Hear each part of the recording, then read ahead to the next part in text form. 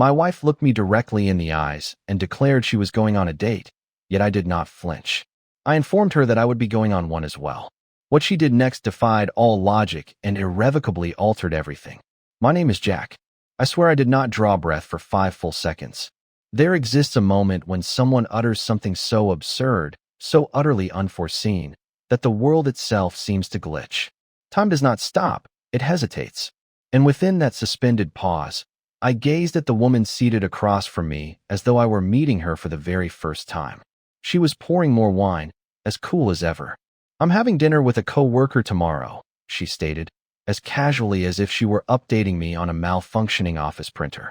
There was no tension, no hesitation, only that maddeningly casual tone that made me feel as though the floor had vanished from beneath my chair. "Her name is Erin. We have been married for 7 years. She is sharp, warm when she chooses to be, and, as I am now realizing, terrifyingly composed. Just dinner tonight," she added, looking up from her plate with a soft smile, the kind that could kill a man more slowly than poison. Nothing serious. And I simply sat there, my fork suspended halfway to my mouth. I still had not blinked. Now, do not misunderstand me. I am not naive. When you remain married long enough, you learn that love shifts, bends, and stretches under pressure. But this was not a stretch. This was strategic. So, I set my fork down gently, took a slow breath, and looked her dead in the eye. "A co-worker?" I asked, keeping my voice steady and controlled, as though I were reciting weather statistics rather than absorbing an emotional landmine. She nodded, slicing her chicken. The new guy? Scott, I think I told you about him. He's funny. Thought I could use a laugh." And there it was, a flicker, just the smallest one. Her knife moved a beat too slowly. Her gaze did not quite meet mine. It was all too rehearsed. This was not about the dinner. It was a message, a move, a silent declaration of war. She wanted to see if I would flinch, if I would lose. I would have begged if I had lost my composure. But here is the thing. I have known Erin long enough to recognize her playbook. This was not about infidelity. Not yet, anyway. It was about control, the emotional kind. She was testing the leash, seeing whether I would bark or beg. So instead, I smiled. Can you imagine being told point blank that your wife is stepping out for a dinner date, and all you do is smile? "That's funny," I said softly. "I have a dinner tomorrow, too." Her fork paused midair. That was all I needed. Have you ever seen someone flinch and try to hide it so quickly it makes your teeth ache? That was Erin. Smooth on the surface, but beneath it I could feel the fracture line spreading. She blinked once, twice, then tried to laugh as though I had said something absurd. "Oh, anyone I know." I leaned back in my chair, swirling the wine in my glass with just enough theatrical calm. "Probably not. Just someone from the gym. We've had a few good talks lately." I figured, why not? I watched her jaw tighten, almost imperceptibly. A flash of tension in her eyes, gone in a second, but it was there. That was when I knew she had not expected a mirror. She thought she could dangle the idea of another man and I would fold, get angry, grovel, beg her to stay. But instead, I played her hand right back at her. And let me tell you, nothing unsettles someone more than their own tactics turned on them. She stabbed at her salad a little harder. Her smile faltered at the edges. "Well," she said, sipping her wine with too much focus, "I hope you have fun." I nodded. "You too." And that was it. No shouting, no fight. Just a line drawn in silence. The air between us thick with all the things we did not say. But in that silence, the power shifted. She finished her meal quietly, her eyes a little less steady than before. I leaned into my food, calm, methodical, tasting everything as though I had all the time in the world, because I did. The game had just changed, and I was not playing. The pretense of defense had been abandoned. The morning following that dinner possessed a different quality. You know those silent interludes when nothing is technically amiss, yet everything feels profoundly wrong, as if the very ground has tilted just enough to unsteady your footing. That was the atmosphere within the house. Erin hummed to herself, barefoot, pouring coffee while wearing her favorite robe, the gray one with frayed sleeves she refuses to discard. She moved through the kitchen as she always did, as if no shift had occurred. But I perceived it in the minutest details. Her eyes kept flicking toward my phone. Not overtly, just swift, sidelong glances when she believed I was not watching. Yet I was. I caught every single one. She handed me a mug, her fingers brushing mine, a warm smile fixed in place. "Early meeting?" she inquired casually, taking a sip from her own cup. "Something like that," I replied, offering nothing further. I carried my coffee to the dining table and opened my laptop. She remained in the kitchen, rearranging items that required no rearrangement, wiping down a spotless counter, recapping the creamer, anything to keep her hands occupied. I did not mention Lena. She did not mention Scott. That silence between us was beginning to hum. I had taken a longer workout that morning, even venturing into the steam room for the first time in weeks. Upon returning, I spent more care selecting my clothes, choosing a jacket I typically reserve for client meetings. Nothing ostentatious, merely sharper. And I saw her notice. Her gaze lingered on my polished shoes, my crisp collar. This subtle transformation was not lost on her. "You going somewhere fancy today?" she asked, her voice light, teasing. I smiled over my shoulder. "Not really. Just felt like dressing decently." She nodded, biting her lips slightly. "Looks good on you." A pause followed, and I knew she wished to ask, "Who are you dressing for?" But she did not. Instead, she poured a second cup of coffee and sat across from me, her phone placed upside down on the table, her fingers tracing the rim of her mug. I kept my eyes fixed upon the screen, responding. I could feel her gaze upon me as I attended to my emails. It was not a look of affection, nor one of suspicion. It was strategic. This was not about tenderness. It was observation. She was studying me, attempting to recalibrate her understanding. The woman who had entered last night's dinner believing she held all the power was now staring across the table at someone she did not quite recognize, and I liked that. Suddenly, she reached over and tapped my phone with a fingertip. "New wallpaper?" she asked, a smirk playing on her lips. "You used to hate that skyline." I leaned back, gently locking the screen. "I suppose I'm looking at things differently now." There it was again, that flicker. Her smile did not fully break, but her eyes did. A flash of confusion, perhaps even a touch of fear. She stood and walked to the sink, her voice airy. "You know, Scott texted me this morning. Said he's excited for tomorrow." I gave a soft nod, keeping my gaze on the laptop. "Sounds like a good guy." She turned, crossing her arms and leaning back against the counter. "He's smart, confident, really easy to talk to." "Good," I said, clicking through another tab. "Sounds like you'll have a great time." Her fingers drummed on the granite for a beat. You ever watch someone try to get a rise out of you and completely miss the mark? It's fascinating, like watching a magician's trick fall flat in front of the crowd. But she did not give up. "I think he likes me," she said, her voice soft now. I looked up, calm and deliberate, meeting her gaze. "Do you like him?" Another beat passed. She blinked. "I don't know yet." I smiled faintly and stood, closing the laptop. "Well, let me know when you do," I said, brushing past her gently on my way to the door. And that was it. I did not slam the door, nor raise my voice. I simply left her standing there, coffee cooling in her hands, surrounded by all the control she once held. By the time evening arrived, I was pressed, showered, and sharper than I had been in years. The mirror did not lie. Tonight, there was something different in my posture, straighter, lighter. I hadn't realized how much I had allowed myself to shrink over the past year, little by little, beneath the weight of compromise, walking on eggshells, deciphering silences. But now, I was done translating Erin's pauses and decoding her intentions. I fastened the last button of my shirt and checked my watch early on purpose.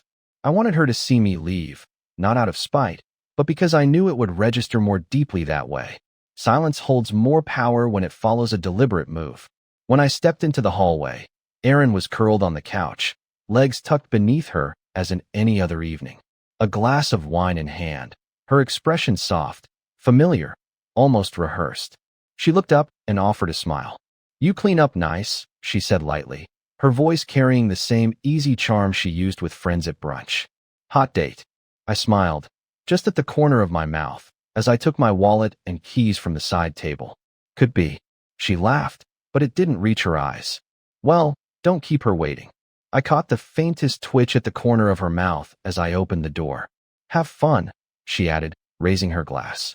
The moment lingered just long enough for me to watch her reaction. Her spine remained still, but her shoulders tensed, ever so slightly. Her eyes stayed fixed on me, too steady for someone who did not care. I nodded once. "You too." Then I stepped through the door and left it open just long enough for her to wonder. The hallway was quiet, bathed in that soft golden haze found only in older buildings. I paused for a moment as if I had forgotten something, then gently pulled the door shut behind me. Click. I did not go far, just down the stairwell and across the street to the shadowed side of the block. From the corner of my eye, I watched the blinds. Minutes passed. 5, 10, 15. Then, movement. Through a crack in the curtains, I saw. Her pacing ceased. The wine glass now sat abandoned upon the windowsill. She paused before the mirror, adjusted her hair, then turned sharply and vanished down the hall. The front door opened 3 minutes later, and there she was, a different outfit, heels, a black coat I had not seen in years. She moved briskly down the steps, checked her phone once, then disappeared into the waiting car just outside. I did not follow right away. I waited, hands deep in my jacket pockets, breathing slowly. I was not angry, not precisely. This was not about catching her in a lie or proving a point. I already knew the truth, but sometimes you must see it with your own eyes before you can stop giving someone the benefit of the doubt. A few more minutes passed before I got into my own car. I did not have a destination. Not truly, but I had time and clarity and a rising calm that felt unfamiliar yet good. And from across the street, our apartment window glowed warm and empty, just like her promises. The wine bar sat on the corner of 5th and Green, dimly lit, too polished to feel casual, too familiar to be exciting. The kind of place you chose when you wanted to feel seen without appearing to try too hard. I knew the place. Erin and I had been there once, back when we still made reservations just to spend time together, back when she used to reach for my hand across the table without thinking. Now I was parked across the street, engine off, one arm slung over the steering wheel, watching through the windshield as people filtered in and out of the glowing door. I did not know what I expected to feel. Anger, jealousy, some cinematic burst of betrayal that would validate what I already suspected, but mostly it just felt quiet, until I saw her. She stepped out of a silver sedan, her coat wrapped tightly around her. Her hair looked freshly done, her lipstick darker than usual. She walked quickly, not nervous, just intentional. And then he appeared, tall, clean-shaven, with a confident posture. He was the kind of man who moved with an easy charm, the kind who knew he was being watched and did not mind. He smiled when he saw her, that casual second-date smile.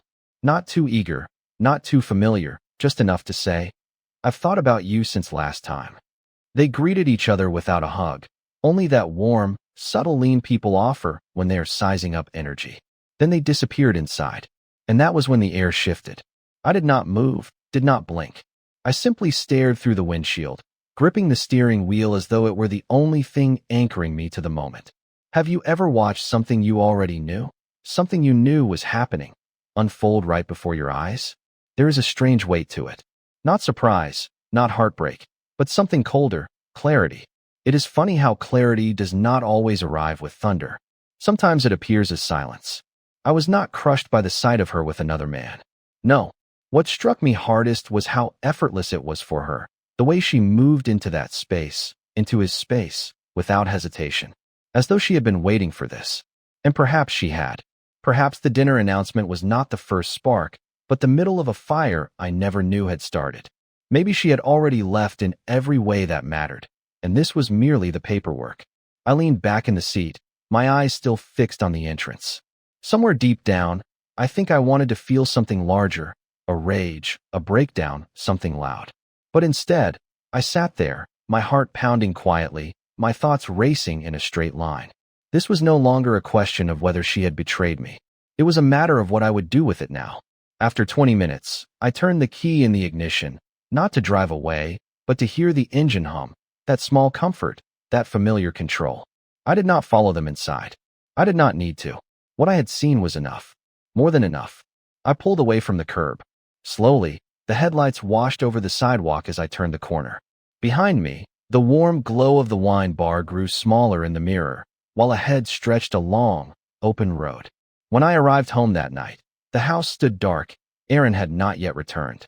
I slipped off my shoes, flicked on the hallway light, and stood there for a moment, simply listening. Silence has a sound, you know. It fills the corners and buzzes softly within the walls, especially when it is the kind you did not choose. I did not turn on the television, nor did I pour a drink. Instead, I wandered to the bedroom, unbuttoning my shirt slowly, as though shedding a skin that no longer quite fit. After all I had witnessed, after the quiet confirmation of what I had known deep down, I should have felt hollow, wrecked. Yet that is what no one tells you about reaching your breaking point. Sometimes, when it finally arrives, it is peaceful. I sat on the edge of the bed, scrolling absently through my phone. No agenda, merely habit. And then her name appeared. Sophie, one of the newer hires at work. Sharp and quick-witted. We had spoken a handful of times between meetings, mostly about projects, but every so often there had been a flicker of something else, a shared glance, a half-smile that lingered. Earlier in the week, she had messaged me with a question about an invoice. I had not replied, but now I tapped out something light. Sorry I missed this. Been a weird week. You surviving Friday deadlines? I did not expect a response, not at this hour. I nearly locked the phone and set it aside. Then, ping. Sophie, barely. But hey, if I crash and burn, I'll blame you for not saving me earlier. I let out a breath, not quite a laugh, but close. It felt good, like stretching muscles long and used. I kept my tone easy, respectful, friendly. Yet beneath each message, there was a pulse. And as we wrote back and forth, nothing intense, just the kind of conversation that flows without effort. The quiet of the house seemed to soften, as if the silence itself had begun to listen. When two people truly see one another, a current flows between them, and I felt something stir within me, something I had not felt in months. Not lust, not revenge, but recognition. It is strange how the attention of another can remind you of who you are. How swiftly you recall that you are still someone worth noticing, worth listening to, worth choosing. Our exchange continued longer than I had intended. Time slipped away. The house remained quiet.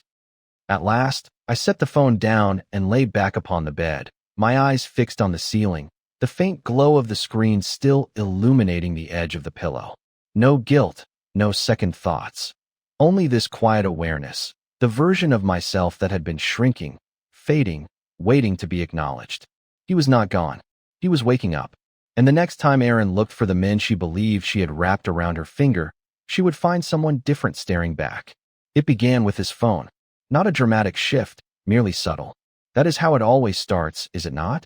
The small things that only someone who truly knows you would perceive. Jack used to leave his phone face up on the coffee table, forgotten during dinner or buried beneath a throw blanket while we watched television. Half the time it was set to silent, and when it buzzed, he would scarcely glance at it. But now it was always near him and always locked. The first time I noticed, I did not think much of it. Just a reflexive swipe and a passcode. No great matter.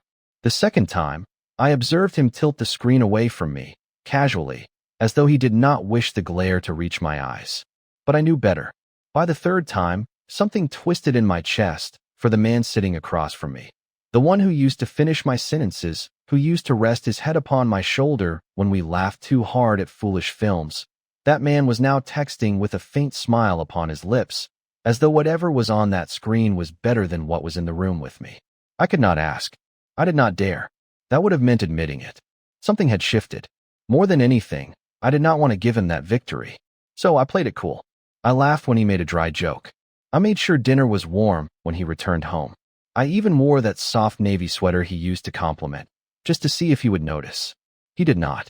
And when I mentioned Scott casually, offhandedly, Jack did not flinch. He merely smiled faintly and said, "He seems like a good listener." That was when the silence began to work against me, because Jack had always been the one who tried, who asked questions, who reached out when I pulled away. But now he was not merely distant. He was at peace with it. That was the part one could not wrap my head around. He was supposed to retaliate, to react, to beg, to fight.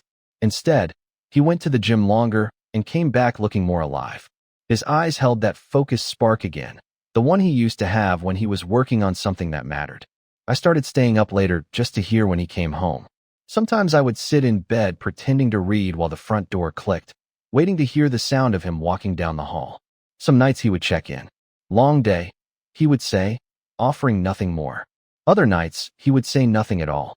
Once, I waited until I heard the shower start, then walked into the living room and picked up his phone from where he had left it charging. Locked. I tried the old code. It did not work. I tried the one he used for work. Still nothing. I stood there, my heart pounding louder than it had any right to, holding that rectangle of glass as if it were a bomb I did not know how to defuse. Who was he texting? What was making him smile like that? Why did this feel so much worse than anything I had done? The phone buzzed once in my hand. My heart jumped, but it was only the battery reminder. I set it down carefully and went back to bed, but I could not sleep, because for the first time in a long time, I was no longer sure who I was in his story. And worse than that, I wasn't certain he cared. It wasn't a date, not officially. That's what I told myself as I adjusted my collar in the car mirror. Just two colleagues sharing a drink after work, a simple way to unwind after a long week. Yet I still checked my reflection twice. I made sure my shirt wasn't wrinkled, that I didn't carry the scent of coffee or printer toner. Small things I hadn't bothered with in a very long time. The spot Sophie chose wasn't fancy, tucked into the corner of an old row of shops. Warm light, soft music, polished wooden tables that seemed to invite real conversation. She was already there when I arrived, waving with that easy smile of hers. One that asked nothing, only welcomed. "Didn't think you'd actually show," she said, sipping something citrusy. "Thought you might chicken out." I laughed as I slid into the seat across from her. I almost did, but then I remembered I've survived worse. Her brow lifted with playful curiosity. "That sounds like a story. Maybe someday," I said. "Right now, I just want to sit with someone who doesn't know too much about me." She nodded without pressing. That was the thing about Sophie, she didn't dig. She simply was. The conversation flowed more easily than I'd expected. We spoke of terrible office playlists, the worst coffee in the city, the time her cat locked her out of her apartment. No pressure, no hidden meanings, just two people letting their guards down for a while. And at some point, between her tale of hiking alone in New Mexico and my confession that I'd never seen The Godfather, I laughed. Not a polite chuckle, but a real laugh, the kind that escapes before you can stop it. It caught me off guard. I couldn't remember the last time I'd felt so light. When the waitress set the check between us, Sophie reached for her wallet, but I stopped her. "Let me," I said. "You've already paid for the conversation." She smiled. "That's the best kind of payment, low maintenance, high return." We walked out together, stepping into the kind of cool evening that smells like possibility. There was no kiss, no hand lingering too long, just a pause on the sidewalk. "I'm glad you came," she said. "Me, too," I replied honestly. We stood there for another second, both knowing this moment didn't need more than it already had. She gave a small wave and turned the corner toward her car, and I stood there a little longer because something about that night felt like I'd opened a window in a room I didn't know was suffocating me. I wasn't falling in love. Not yet. Probably not even close. But I was remembering that I had something to offer someone, that I could be seen without being managed, manipulated, or measured. And that realization, it felt better than revenge. It felt like recovery. I don't believe in fate. Coincidences, maybe, but fate? No. That's just people trying to make sense of things that hurt. But even I had to admit what happened that night felt like someone upstairs had a cruel sense of timing. I wasn't following Jack. I wasn't even thinking about him when I walked toward the wine bar. I was meeting a friend, another woman from work who'd just gone through a divorce. I told myself it would be a harmless distraction, something to break the loop running circles in my head. But then I saw them through the front window, lit by that soft amber glow that flatters everyone inside. There he was, Jack, leaning slightly across the table, his smile easy, the tension gone from his shoulders. He looked lighter. And across from him, she laughed, head tilted, eyes on him like she already knew what made him tick. I stopped walking, just froze there on the sidewalk, a step too far to be noticed, but close enough to see everything. He didn't notice me, and I hated that he didn't, because I noticed everything. His posture was the kind he once reserved for date nights. The way he reached for his glass without ever breaking eye contact. That laugh, that effortless, familiar laugh that used to belong to me. And the woman beside him was not flashy, no bold lipstick or dramatic hair, just a simple, comfortable confidence. She looked like someone who asked thoughtful questions and actually waited to hear the answers. And Jack was giving her all of himself. I felt my breath catch. Stupid. Really? I was the one who had struck this match. I was the one who introduced the idea of space, of exploration. I had made it sound modern, evolved, as though we were mature enough to test the boundaries of what our marriage could withstand. But watching him now, relaxed, alive, leaning forward with curiosity instead of pulling away, I recognized something ugly and sharp. He did not look like a man trying to make me jealous. He looked like a man who had moved on. And the strangest part, there was no rage inside me, no surge of betrayal. Only this slow, burning ache that began in my stomach and spread like heat through my chest, a silent earthquake. Because suddenly, I was no longer the one in control. I was just another woman outside the glass, watching the man I once knew unfold for someone new. And for the first time since all of this began, I panicked. He still hadn't seen me, which somehow made it worse. I turned quickly and walked away before I could spiral, before I could do something foolish like walk in and pretend it was a coincidence. The cold air struck my cheeks, but it could not cool the flush of shame rising beneath my skin. I had spent so long managing the emotional weather inside our home, so long believing I was the one holding the steering wheel. Only now did I realize I'd been riding in the passenger seat the entire time.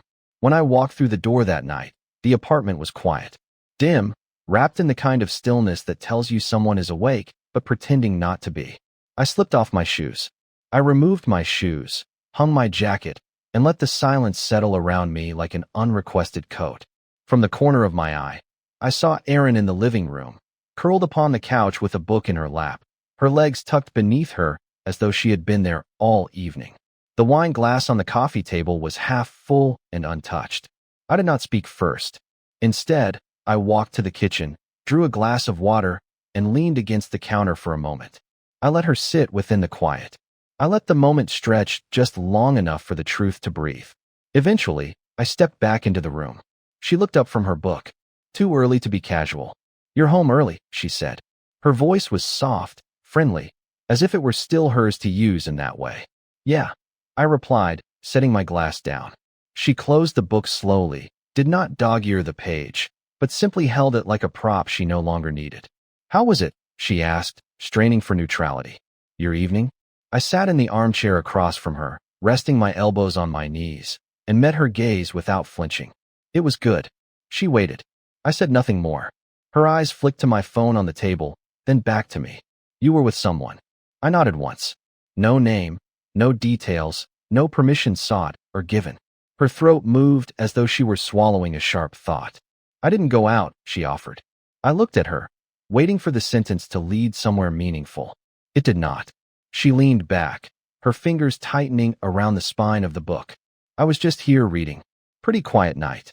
I nodded again. "Yeah, quiet's nice." That landed. She shifted in her seat, her legs uncrossing, then crossing once more. Her hands moved to her lap, then to the wine glass. She swirled the drink, but did not sip. "You're not going to ask," she finally said. "Ask what?" "If I saw you," she whispered.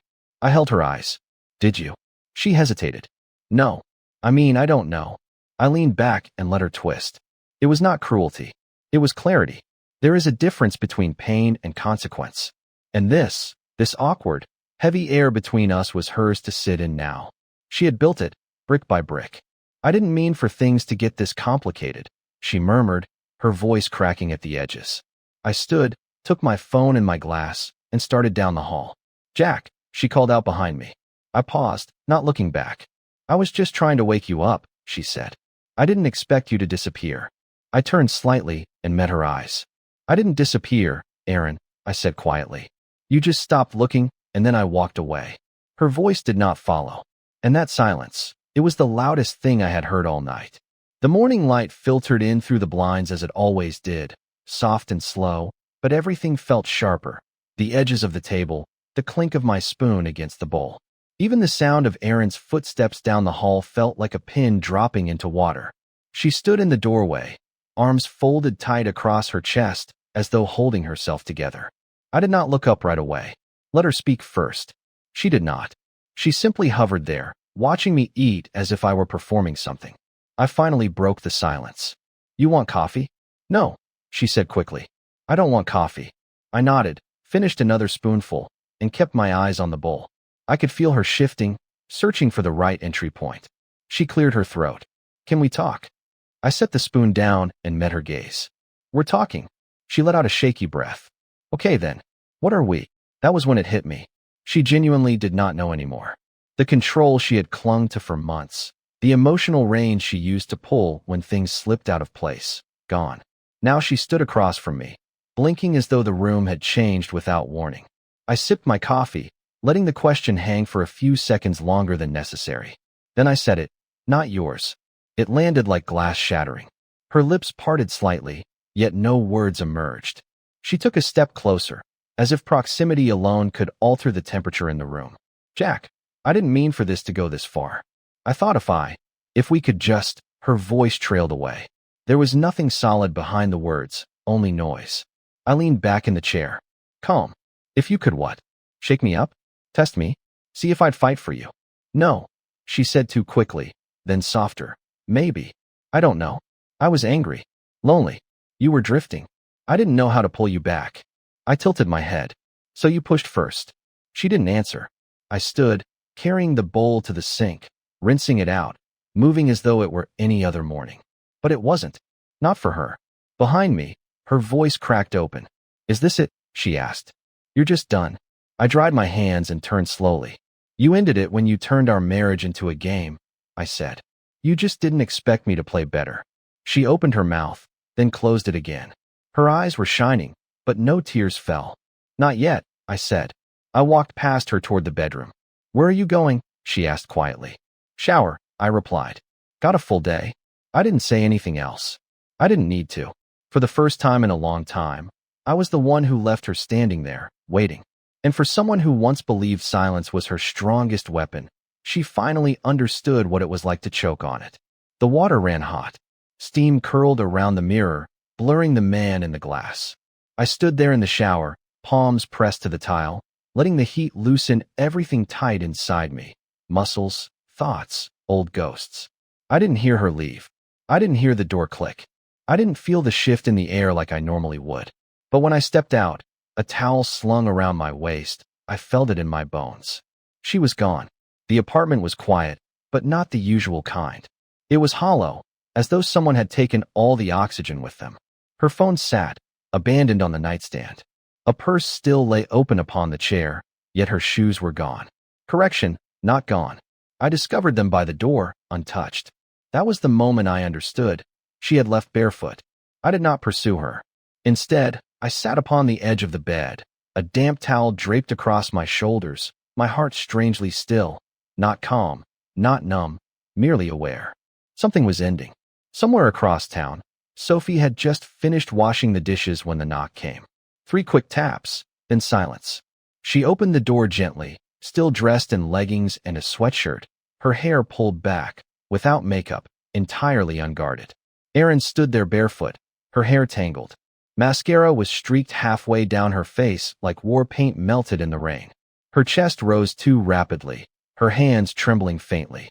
She resembled someone who had run for miles without knowing her destination, until at last the road gave out. Sophie blinked, uncertain whether she beheld a stranger or a warning. May I ask you something? Erin whispered. Sophie did not move. She did not speak. Erin's lips trembled as she fought to contain it, but the question emerged regardless, rough and shattered. Is it real between you and Jack? The words simply hung in the air. Outside, the wind rustled through the trees. Somewhere in the distance, a siren wailed. Sophie, to her credit, did not react as most might. She did not gloat. She did not smirk.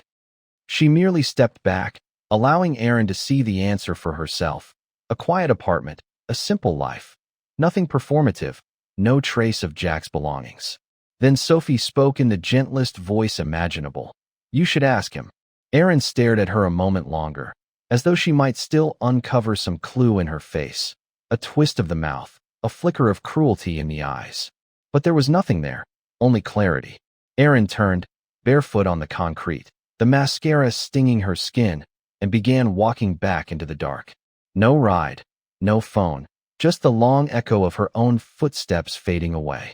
From everything she believed she could command. Back home, I heard the door open sometime past midnight. I did not rise, nor did I speak. She moved through the apartment like a ghost, soft feet on cold tile, slow breath in a quiet room. I remained in bed, staring at the ceiling, listening to the sound of someone who had finally lost the game they themselves created. She did not utter a word. She did not need to, for silence in the end tells the truth better than anything else ever could. There is no pleasure in watching someone break, only recognition. The recognition that we were broken long before either of us said it aloud. I did not walk away to win. I walked away because I finally saw the cost of staying. And sometimes the only way to reclaim yourself is to let them lose you. If this story resonated with you, leave a comment below. Have you ever been on either side of a silent war? Let us discuss it. And do not forget to subscribe for more stories that peel back the layers we pretend to hide.